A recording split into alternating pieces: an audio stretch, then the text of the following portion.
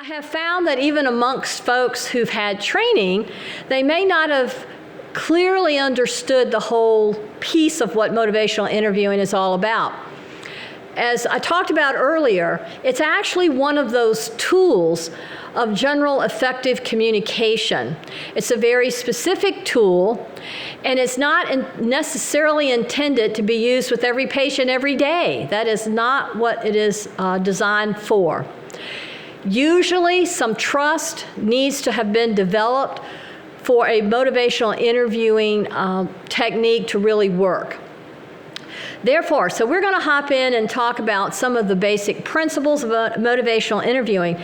It has been developed by professionals in order to better communicate with patients. It was developed originally by providers working with patients with alcohol dependency. Actually, here at our institution, I personally worked with one of the professors who later went on and moved to another institution, but we actually designed and worked with using motivational interviewing with our family planning patients. And you go, what? That's kind of weird.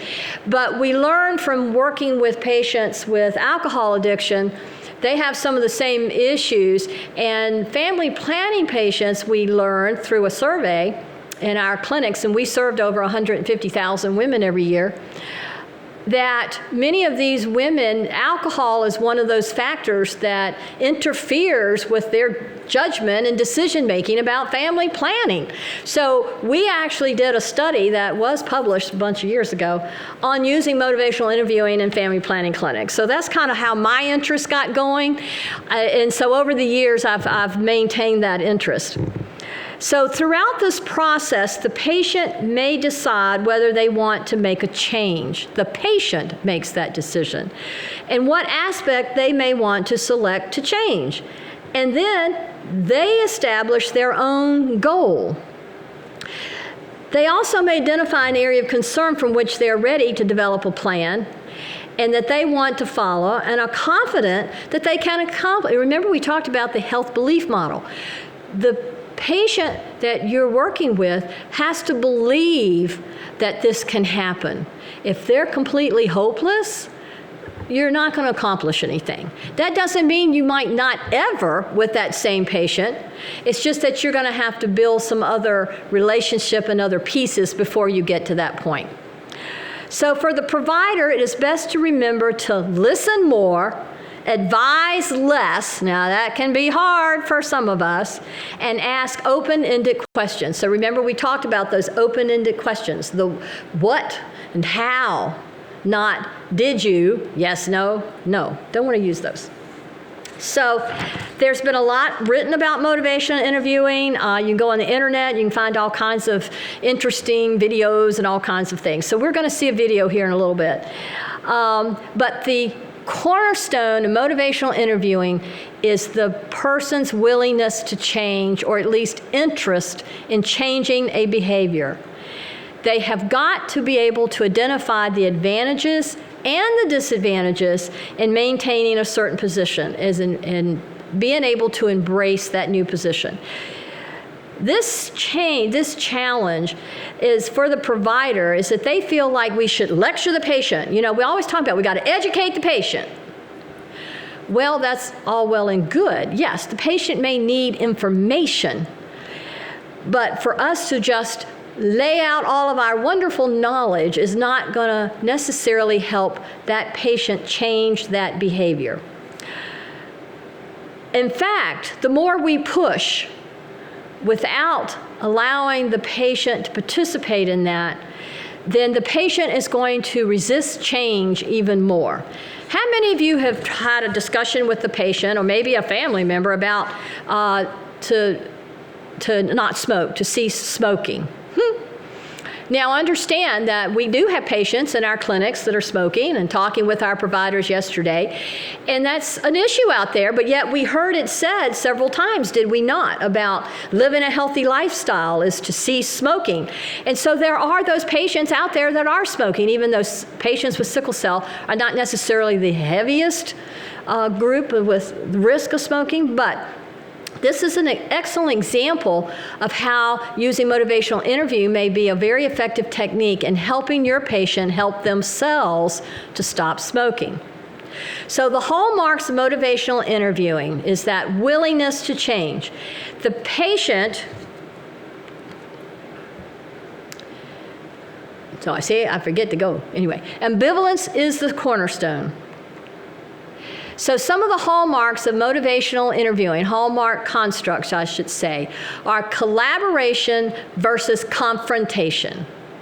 I am sure that many of us have either participated in or have observed where the health professional is confronting the patient. The compassion versus indifference, and this can be on the part of either provider or patient. There needs to be that compassion or caring and concern versus, well, I don't care whether you stop smoking or not. I mean, hey, you want to smoke? That's your decision. That's not going to cut it, all right? There has to be that concern and passion within both. We must gather the patient ideas versus imposing our ideas on what's going on. And the acceptance. We must accept the absolute worth. There must be affirmation, empathy. Remember, that's why we talked a little bit about empathy, not sympathy, but empathy. We must be able to put ourselves in their shoes. Autonomy versus authority. I've seen many examples of where, whether it was the nurse, the doctor, the social worker, or the community health worker who felt they were in a position of authority. Well, in motivational interviewing, that isn't going to work. Okay, this is just a little schema of what we've just kind of talked about, continuum of styles. We all have our own styles, and we all use the different styles as they change over time. So directing is where, sometimes this is necessary, guys. I'm not saying that you never do this. There are times when we need to be more of a directing attitude. Actually is what we should do, and how we do it, can divide. Guiding, we certainly are going to do guiding many times with our patients. Not too much so, because we don't become very helpful. And then the following, sometimes we're following our patient. There was a comment, and you scroll down and I can't read it. I want to comment on. All right, we had a comment. Considering growing legislative support for medical cannabis, how do we address smoking in this context? In that sickle cell disease is an approved condition here in Minnesota. That's very question I got a feeling I might know where it came from. Can't really address specifically, but I think motivational interviewing is the technique we would use on an individual basis with a patient if they really need to stop smoking, and certainly if you're trying to intervene them not participating in cannabis, that would be the same kind of technique. But that's a very interesting point, and we heard earlier today and yesterday that cannabis is fairly popular in our population, and it probably has to do with the pain management. And so that's going to be a little trickier, isn't it? Because it's very legal, and it may not be the worst thing, and I don't know the medical part of cannabis and whether it's bad or good. So I'm going to table that question, and maybe we can get some medical expertise later. So don't let me forget, please. Thank you. Another concept around this whole motivational interviewing and how we are is kind of underlying some of my comments today is this concept of locus of control. I'm not sure, depending on what your background is, you may have discussed this, you may not have. But as a public health person, this becomes very obvious when we look at this concept.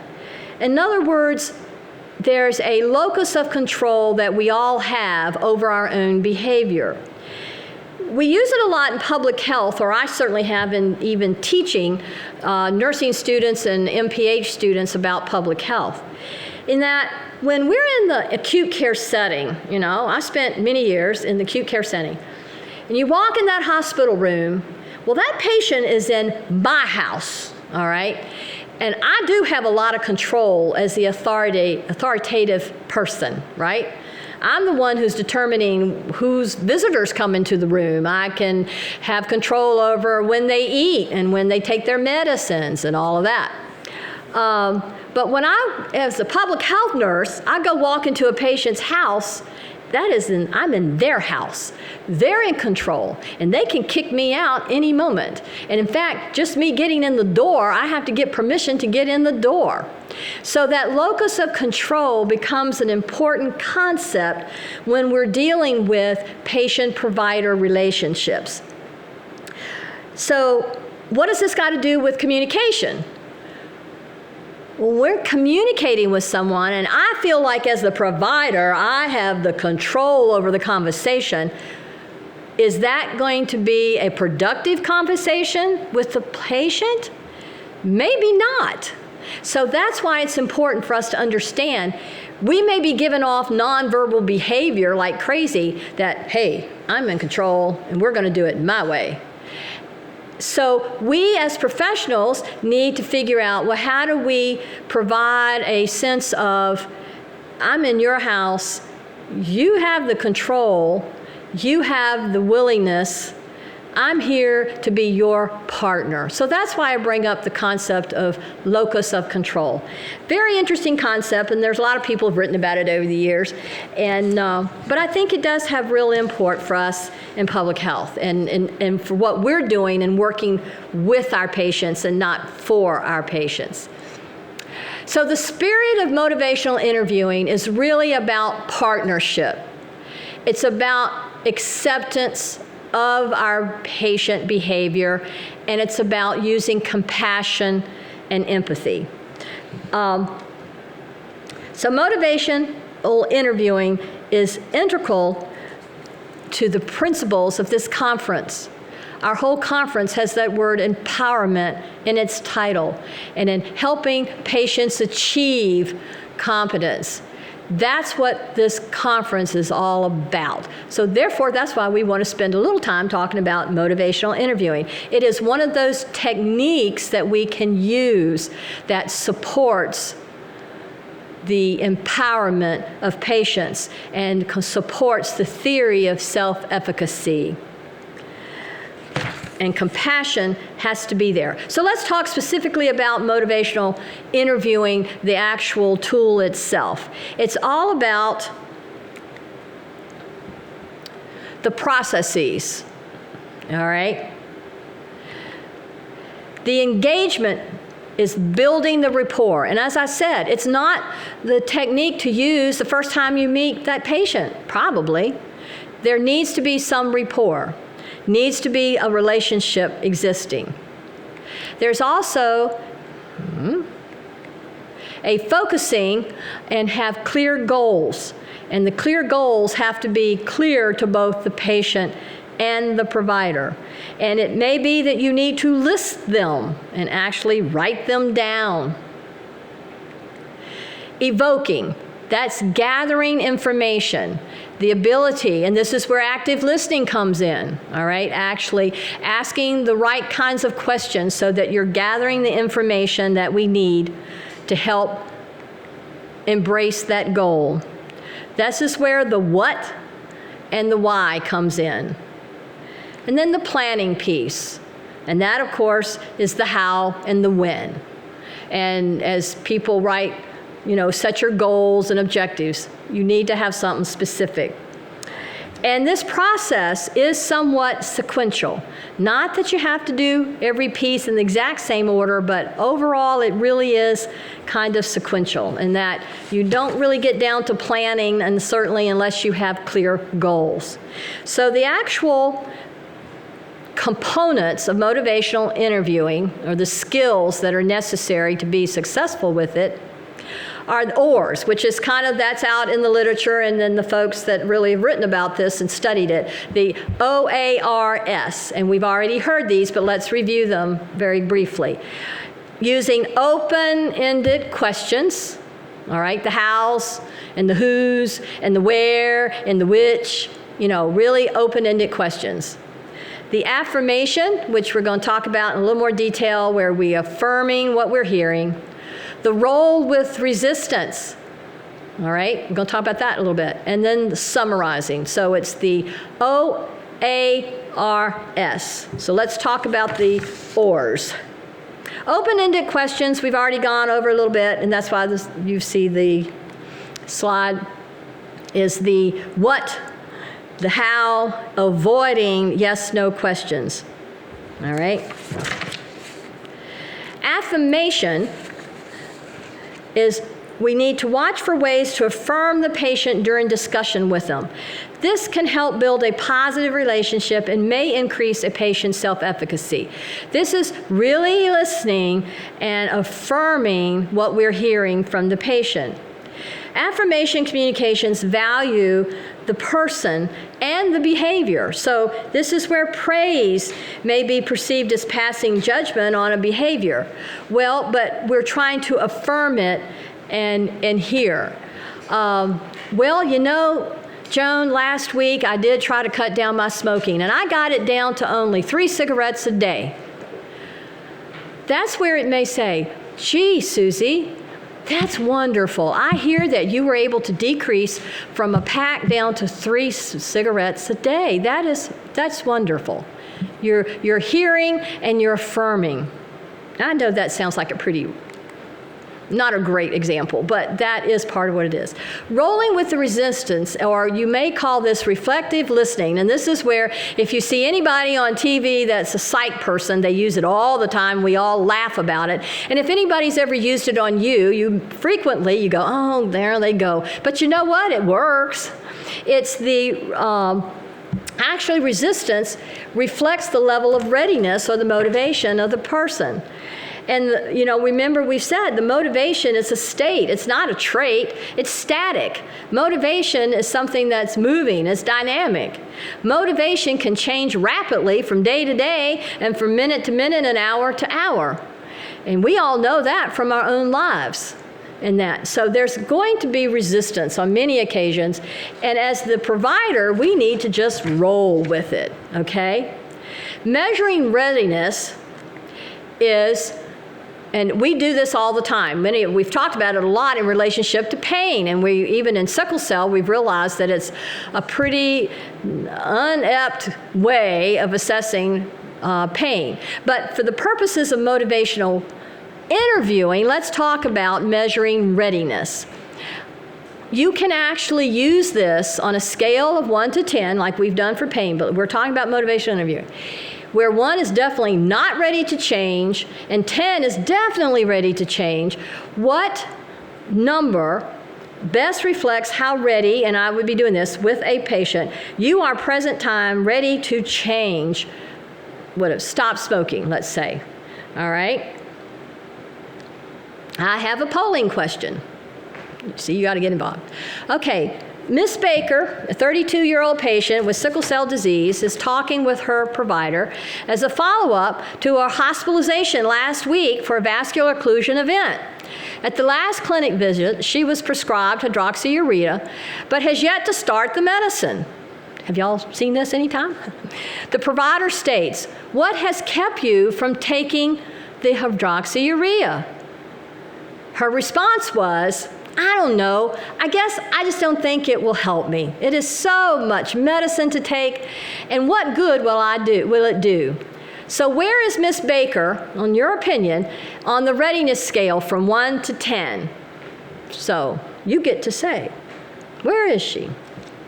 Let me see where.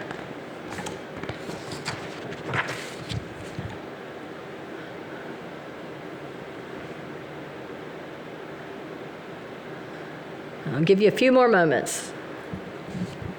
So where do you think Miss Baker is?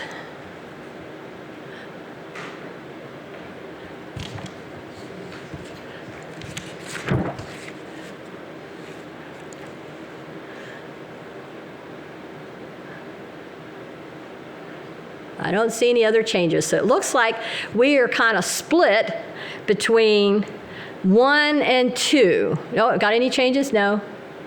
All right. I don't have the right answer to this, guys, but this is what you would be doing as the provider doing this. And I guess your reliability is going to be within you. So if you're working with a group of patients, there is no right answer, but your scoring should be fairly reliable from one patient to the next because it's all based on you. But I kind of agree with you guys. Definitely, I would say definitely under 5. It's certainly, she's got issues she's identified. But do you see where now as the provider, kind of what's cut out. But what you are seeing, though, that something that jumps out to me is, well, I don't know, I guess I don't think it will help me. That tells you something, doesn't it? You've gotten some information now. It's like, oh, okay, she's feeling pretty hopeless. Is this not going to do her any good? So that's where maybe I need to put a little more study on and education and talking about that. Then there's another little piece in there. Oh, the medicine is kind of hard for her to take, and maybe we need to have some further discussion about the dosing and when she's taking it and how she's taking it. So see how that just doing that has gotten you some very important information that as the provider you can now take and move to another level. So, all right, the other piece of OARS, the S, is the summarizing. And I know you've had people do this to you. I would hope that we've all had this when we've gone into our providers, and at the end of a visit, the provider says something about, okay, I understand you came in today with blah, blah, blah, and I'm understanding that we're going to do this, you're going to do this, and I'm going to do this, and I'm going to give you the... I haven't had that. I don't know about you guys, but I would love to have a provider that would kind of summarize the end of my visit. Now, I have had providers hand me about 4 or 5 pages of pre-done individualized care plans, have you, where they tell you what you're supposed to do. That doesn't cut it for me, but this is where we're talking about very simple summarizing most important points, state it clearly, and then you have a chance to verify that.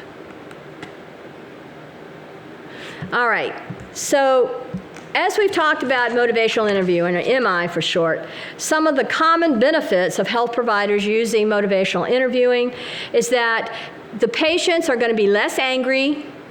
They're not going to be resisting and throwing back. They're more willing to be open and honest about their challenges. The patients and providers both are going to be feeling more connected. From Miss Baker, I already feel more connected to Miss Baker, and she's a made-up patient, okay? But just getting that information promotes that connection. Patients looking forward to interactions. And we're all going to have patients that are more introverted and they're just not going to be great interactors. And then we're going to have some that over-interact, okay? They're going to be telling us more than we ever wanted to know. I mean, I've had that problem a lot in my career. You do 1 or 2 open-ended questions and you get so much information, you get overwhelmed with information. And that's where priority setting and goal setting comes in. Patients are asking for or wanting help. They're going to be more willing to ask for help when you're using motivational interviewing techniques. Providers, and we're going to talk about this afternoon, feeling less burnout and stress. When you feel like you're making progress and you're working with patients and things are happening.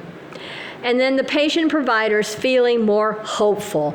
And we remember we've identified in a couple of sessions how so many of our patients feel hopeless, or how hopelessness can interfere with effective communication, can interfere with effective communication and treatments and adherence. So another piece of motivational interviewing, or as I say, if you're reading motivational interviewing literature, we'll talk about this whole idea of providing advice to patients. Now, I can tell you that we have some wonderful experts across our country, and if I'm going to go into a clinic with Dr. Smith, or Dr. Lopato, or Dr. Sisler, or some of our docs, they're experts in the field, and I want their advice. Doc, tell me what you think. That's not really what I'm talking about, in that here we're talking about where we hand out our advice, whether it's solicited or not, okay? And we're all guilty. I certainly have been in the past and hopefully will be in the future. This comes into play after the patient identifies what they want to do. All right, let's say you've had this discussion with Ms. Baker and y'all have talked about the hydroxyurea and you've now gotten her to, and in your discussions, she's saying, you know, I want to do better this next week and this is what I'm going to try to do. All right, so you feel like you've made some progress. She's not outright resisting taking the medicine. She's just got some issues about feeling hopeless. It's not going to do any good. She doesn't quite have some issues about the dosing and how to take it and that. So you're going to work out some things with that. So one of the least effective things is for us to come in and say, you know, Ms. Baker, what you need to do is just take that medicine. Or worse yet, to say, you need to take this pill in the morning and that one in the afternoon, that's just the way it needs to be. That's going to blow it. We need the patient to tell us what they're going to do with our guidance, of course. If you have concerns about the patient's thinking on the subject, ask for permission to share some thoughts. Saying things like, well, can I offer some thoughts? Or, I mean, something as simple as that. How about if I give you some ideas of what has worked for other patients? I've got some thoughts on other suggestions. Or one that I've used a lot with patients is to say, you know, like when we were family planning, say, many patients have found that trying to take that birth control pill every day is really hard. But you know what? If you do it with something that you normally already do daily, why don't you think about putting it with that activity? And many times the patient will say, well, you know, I eat cereal every morning. Okay, why don't you take your birth control pill then? You know what? I can do that. I can. So I said, well, I do have a suggestion. And they may take it or they may not, but you offer it as a suggestion, all right? But for me to come in and say, well, you know, other patients take it at night after they brush their teeth before they go to bed, and the patient sits there and go, well, I don't brush my teeth before I go to bed. That's not going to help. So we got to keep it with the active part being on the patient's side. So providing advice is something we probably need to be very, very careful about. And if we do use it, we need to be very careful how we do offer it. All right, we're going to watch about 7 minutes of a video, and while you're watching it, they're going to give it to you, but I want you to actively go back to your ORs. Remember, your open-ended questions, you're rolling with the resistance, the summarizing. See if you can identify the actions of this provider. So let's do our advanced motivational interviewing. Hi, Alvina. How are you doing today? It's good to see you. I'm just tired. Just tired? Yeah. You know, we did some pre-visit planning with you, and your PHQ-2, which is a short depression screen, was actually positive. So we asked the nurse to give you a little longer screening tool, which is a PHQ-9, and that actually did come up with a score of 8, which is in the mild depression range. Mm-hmm. So how does that feel? Well, I knew I felt different. I didn't know I was depressed. But you knew something was wrong. I didn't feel like myself. I haven't been feeling like myself, no. Tell me a little bit more about not feeling like yourself. Well, you know, I just go to work and I come home and I sleep. I wake up in the morning and I'm still tired. I just have no energy.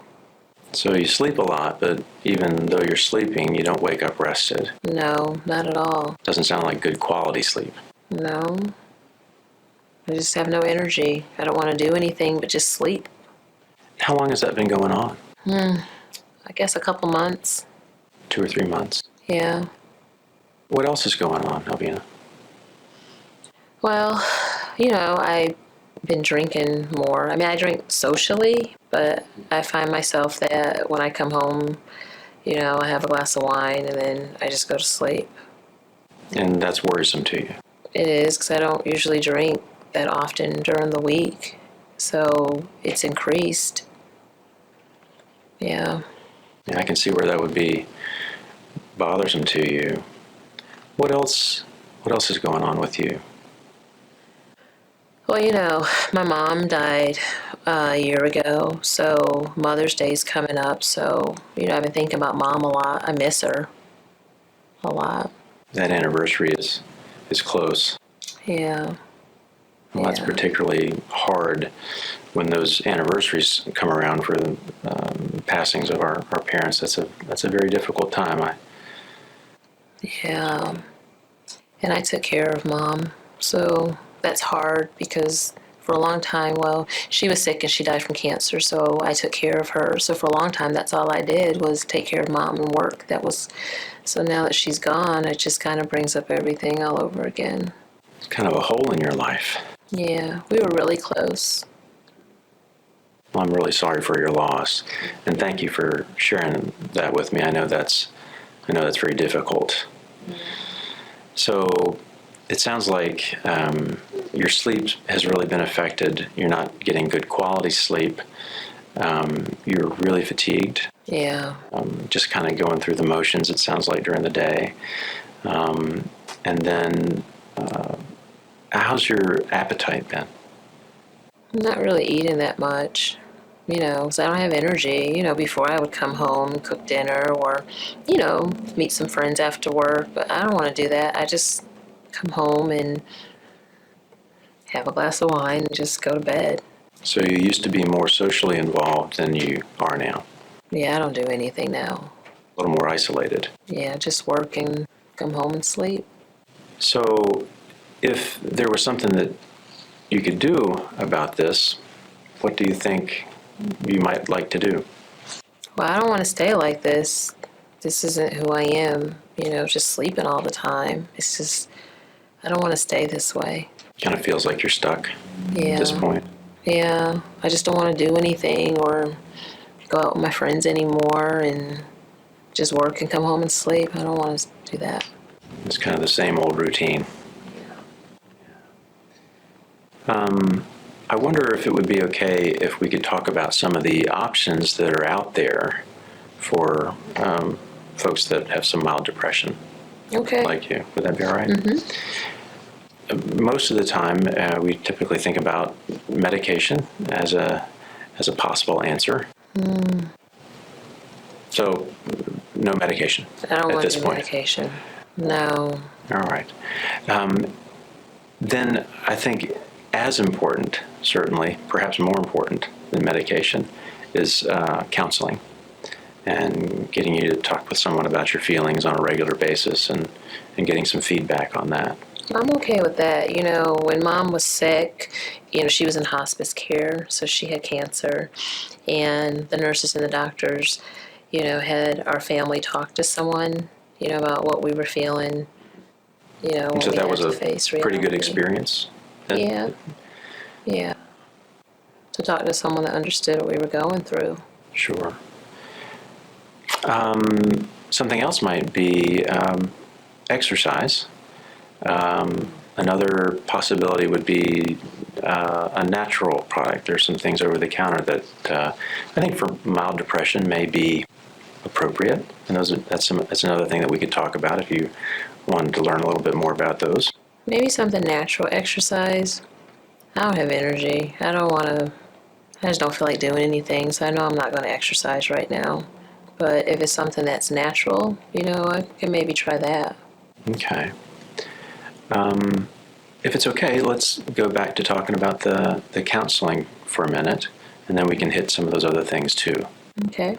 So, is there a counselor that you know or that you have a relationship with? This lady that worked with you during your mom's death, is she someone that's out in the community? She was really nice I liked her. So it sounds like you're pretty ready to do that. Could you say on a scale of 0 to 10, 10 being really ready, 0 being not ready at all, how ready would you be to do some counseling? Maybe like a 6 or a 7. So a 6 or a 7.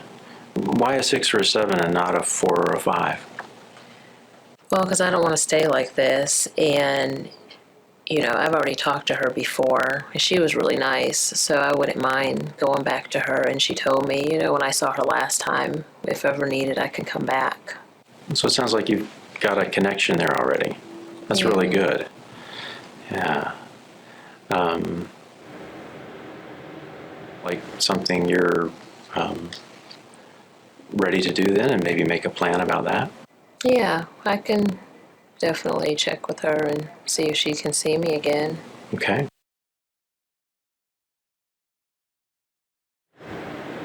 Okay, I want to try something from this morning. If you unmute, and if anyone would like to add, I do from the questions, did anyone see another technique or something positive that your strategy you felt was very effective that we haven't talked about? Just unmute and talk.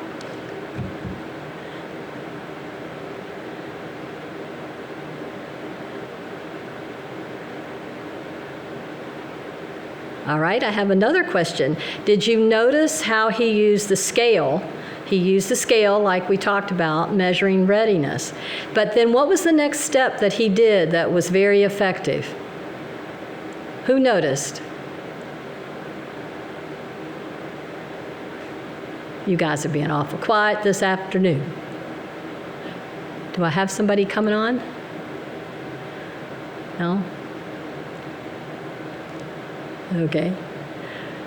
But I did want to add that he used the scale, but then he came right back and said, he used why, but very appropriately, as to why did you pick the 6 or 7 as opposed to 5 or 6? Very effective, isn't it? Because he's trying to figure out, well, how committed is she? Because that's pretty committed to be 6 or 7, isn't it? So that was a very effective trying to, as the provider, trying to really get a sense of how committed this person is. Now, they did a nice job of actually showing, but I hope you saw reflection was used frequently, fairly effectively. And then did you notice some of the nonverbal behavior? Not only the patients, but the provider. Did you see him? He shook his head a lot, not real, but a lot of general nodding, which again shows active listening, does it not?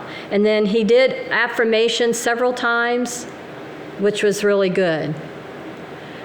So is anybody, are we ready to move on then? Quiet group this afternoon. Okay. So, the take-home message for our motivational interviewing is that it is not your job to fix our patients,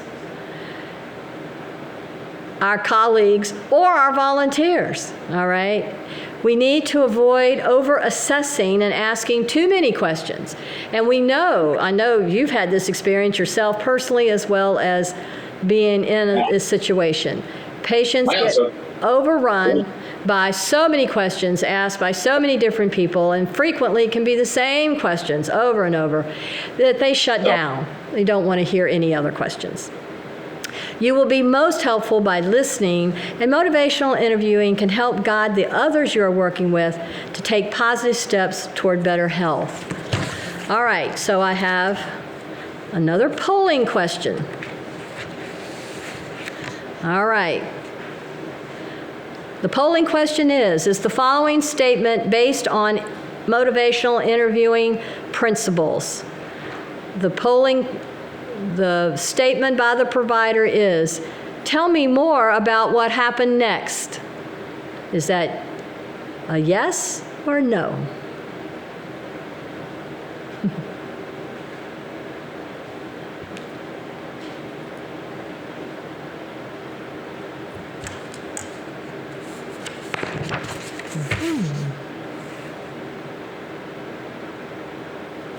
I think it appears that you have all agreed that that was a very effective motivational interviewing style question.